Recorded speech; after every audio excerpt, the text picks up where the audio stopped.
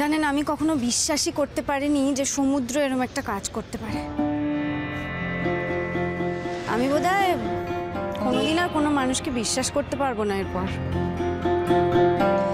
এই সমুদ্রই একদিন আমাকে কত ভালোবাসার কথা বলেছে, আর এমন ভাবে বলেছে যাতে মনে হয়েছে সব কথা ওর বিশ্বাসযোগ্য।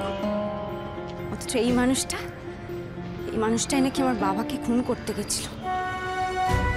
তখন অবশ্য ও জানতো না যে তা আমার বাবা। তো একটা মানুষ হয়ে আরেকটা মানুষকে খুন তো করতে গেছিল। আর তার চেয়ে বড় কথা, ও তো একটা মেয়েকেও অপদস্থ করছিল, ওকেও খুন করতে গেছিল।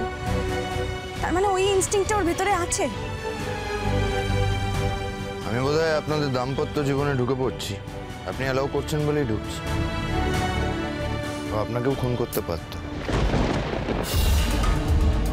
প্রয়োজনে আপনার বাচ্চাকে। কি বলছেন কি আপনি? না, আমি জানি আপনার সেন্টিমেন্টে লাগছে, সেন্টিমেন্টে লাগারই কথা। কোনো মায়ের পক্ষে এই কথাগুলো শোনা সম্ভব নয়, কিন্তু এগুলোই তো সত্যি। কি করব বলুন? ওই যে আপনি বললেন না একটু আগে যে আপনাকে বলেছে আপনার বাচ্চাকেও নিয়ে যেতে চায়, আমি আছি, আমিও দেখবো আপনার কাছ থেকে আপনার বাচ্চাকে কি করে নিয়ে যায়। কারণ যে মানুষ একটা খুন করতে পারে, আই এম শিওর যে তার জীবনে মানুষের জীবনের কোনো মূল্য নেই। পাগল হয়ে গেছেন নাকি? আমি মরে যাব তবু আমার বাচ্চাকে ওর কাছে দেব না।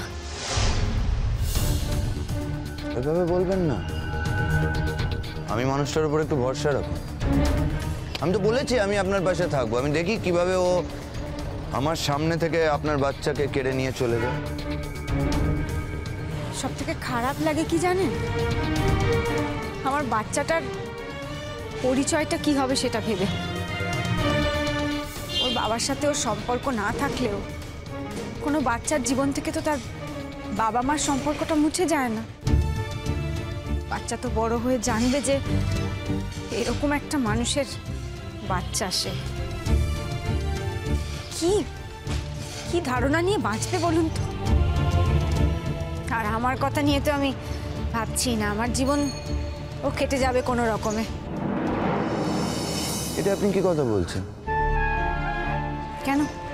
আপনার তো এখন অল্প বয়স। কত বয়স আপনার? এই তো সবে জীবনটা শুরু হয়েছে, আর বলছেন যে জীবনটা এইভাবে কেটে যাবে। এটা কি কোনো জীবন নাকি? এটা কি জীবন আপনার? লোকের বাড়ি বাড়ি পুতুল বিক্রি করবেন, ব্যাগ নিয়ে ঘুরবেন, আর সারাদিন সংসারের কাজ করবেন। এরপর সন্তান হবে, সন্তান মানুষ করবেন, ব্যাস আপনার জীবন শেষ। তাছাড়া আবার কি? আমার জীবনে আর কি বা বাকি আছে?